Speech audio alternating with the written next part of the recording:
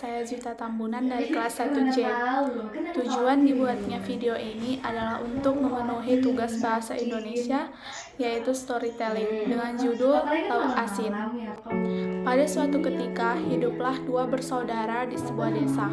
Yang sulung begitu kaya raya, sedangkan yang bungsu sangat miskin.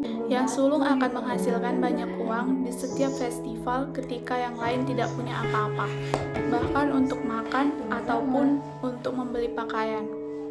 Keluarga si bungsu sering kelaparan karena mereka tidak punya makanan. Suatu hari, dia memutuskan untuk meminta bantuan kepada kakaknya.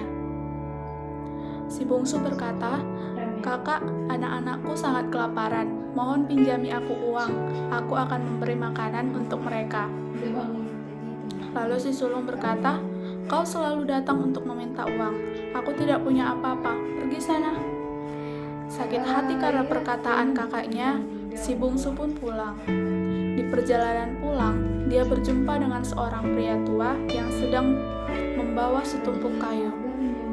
Lalu si bungsu berkata, "Oh, tunggu dulu. Ini pasti berat. Biar ku tolong kau untuk membawanya." Pria tua itu pun berkata, "Oh, terima kasih. Ada apa, nak? Kenapa kau terlihat cemas?" Lalu si bungsu berkata, "Aku tidak tahu harus apa. Keluargaku kelaparan dan aku tidak bisa membawakan makanan untuk mereka. Aku putus asa. Aku harus apa?" Lalu pria tua itu pun berkata, "Begitukah? Aku bisa menolongmu. Jika kau menolongku membawa tumpukan kayu ini ke rumah, aku akan memberimu sesuatu yang bisa membuatmu kaya." Si bungsu pun berkata, "Baiklah." Dia membawa tumpukan kayu itu dan mengikuti pria tua itu ke rumahnya. Pria tua itu pun berkata, "Nak, kau bisa simpan di sini.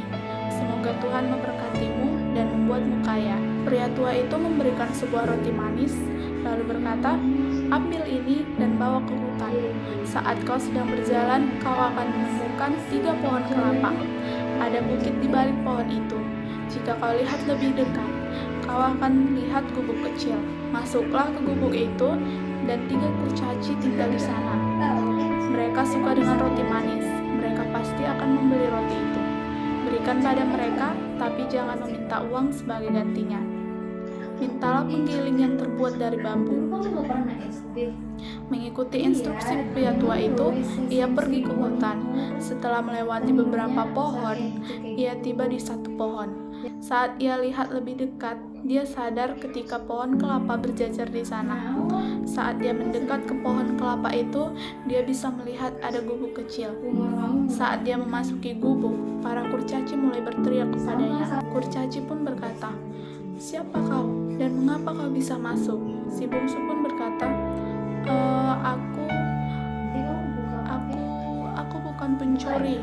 Kurcaci pun berkata, "Dia pasti pencuri. Apa yang akan kau curi?" Pada saat itu, para kurcaci melihat roti manis di tangannya. Dengan segera kemarahannya hilang.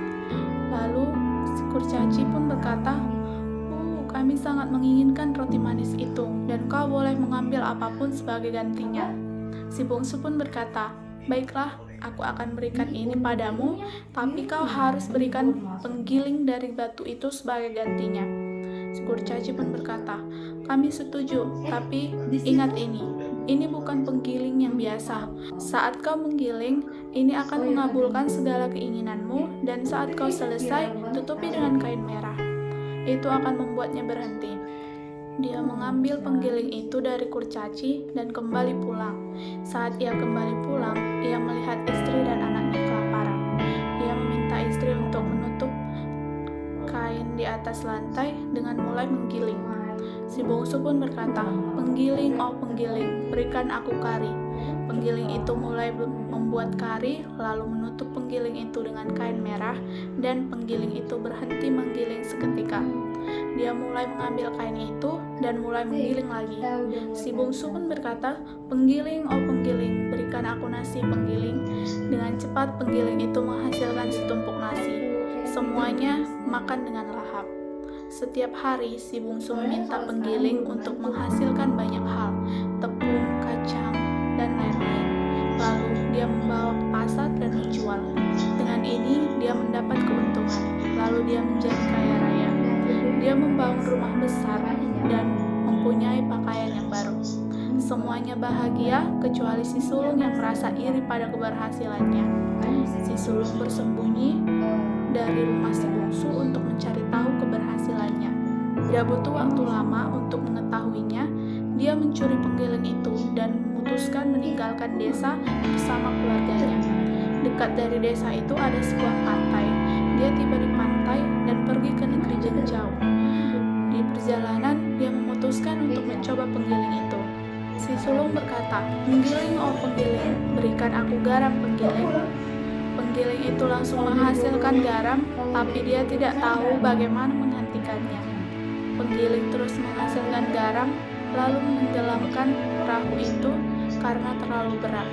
Inilah mengapa kita tidak boleh iri dan harus bahagia dengan yang kita punya. Kita juga tidak boleh meminta terlalu banyak. Jangan kau bandingkan dirimu dengan